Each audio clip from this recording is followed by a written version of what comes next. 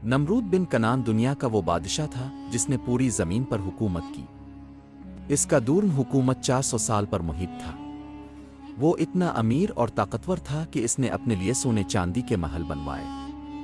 इसने अपने दिमाग में ये बात बिठा ली थी कि मौत इस पर कभी नहीं आएगी। एक रात इसने एक ख्वाब देखा कि एक सितारा आसमान से गिरा और उसकी सल्तनत का सूरज ढल गया। नजूमियों ने बताया कि एक बच्चा पैदा होगा जो तुम्हारी खुदाई को ललकारेगा। नमरूद ने हजारों बच्चे कत्ल करवा दिए, लेकिन अल्लाह की शान के इब्राहीम अलैहिस्सलाम पैदा हुए और एक गार में परवान चढ़े। हज़रत इब्राहीम अलैहिस्सलाम जब गार से बाहर आए तो उन्होंने देखा कि लोग पत्थरों के बुतों को पूज रहे हैं। उन्होंने अपने वालिद आज़र से पूछा, अब्बा जान, उन बुतों को किसने बनाया? जब जवाब मिला कि हमने खुद, तो इब्राहीम अलैहिस्सलाम हैरान हुए कि इंसान अपने ही बनाए हुए खिलौनों को खुदा कैसे मान सकता है। उन्होंने सितारों, चांद और सूरज को देखा, मगर जब वो ढल गए तो फरमाया, मैं ढल जाने वालों से मोहब्बत नहीं करता। उन्होंने ऐलान किया कि मेरा खुदा वो है जिसने इन सब को पैदा किया। नमरूद को जब इब्राहीम अलैहिस्सलाम की दावत का पता चला तो इसने उन्हें अपने दरबार में बुलाया। नमरूद ने पूछा, तुम्हारा खुदा कौन है? इब्राहीम अलैहिस्सलाम ने फरमाया, मेरा खुदा वो है जो जिंदा करता है और मारता है। नमरूद ने तकब्बुर से कहा, ये तो मैं भी कर सकता हूँ। इसने 2 कैदियों को बुलाया, एक को कत्ल कर दिया और दूसरे को छोड़ दिया।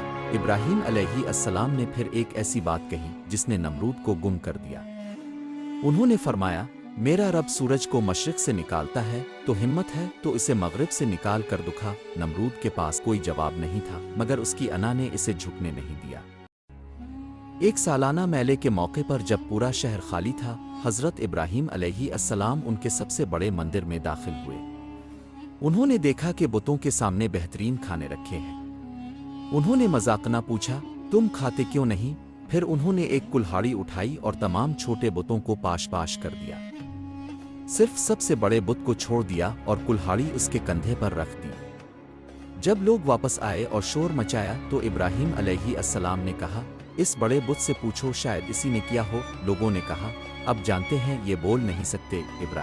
इब्राहीम अलैहिस्सलाम ने फरमाया, अफसोस तुम पर कि तुम उनकी इबादत करते हो जो बोल भी नहीं सकते। नमरूद ने फैसला किया कि इब्राहीम अलैहिस्सलाम को जिंदा जला दिया जाए। महीनों तक पूरी सल्तनत से लकड़ियां जमा की गईं। आग इतनी ऊंची थी कि इसकी तपश मीलों दूर तक महसूस होती थी। जब इब्राहीम अलैहिस्सलाम को मंजनीक में रखा गया तो फरिश्ते बेचैन हो गए। हज़रत जिब्राइल अलैहिस्सलाम ने आकर पूछा, क्या कोई हाजत है? इब्राहीम अलैहिस्सलाम ने तारीखी जवाब दिया, अल्लाह मेरे लिए काफ़ी है और वो बेहतरीन कारसाज है। जैसे ही वो आग में गिरे, अल्लाह ने हुक्म दिया, ये आग इब्राहीम पर ठंडी और सलामती वाली हो जा। वो भयानक आग एक नर्म व नाजुक बाग में बदल गई। नमरूद की इबरतनाक मौत। इतने बड़े मुजिज़े के बाद भी नमरूद ने तौबा नहीं की। इसने अल्लाह से लड़ने के लिए एक फौज तैयार की। अल्लाह ने इस पर मच्छरों का लश्कर भेजा। ये मच्छर इतने ज्यादा थे कि उन्होंने सूरज को ढांप लिया। उन्होंने नमरूद की फौज का वो हाल किया कि सिर्फ हड्डियां रह गईं। एक छोटा सा लंगड़ा मच्छर नमरूद की नाक में दाखिल होकर उसके दिमाग तक पहुंच गया।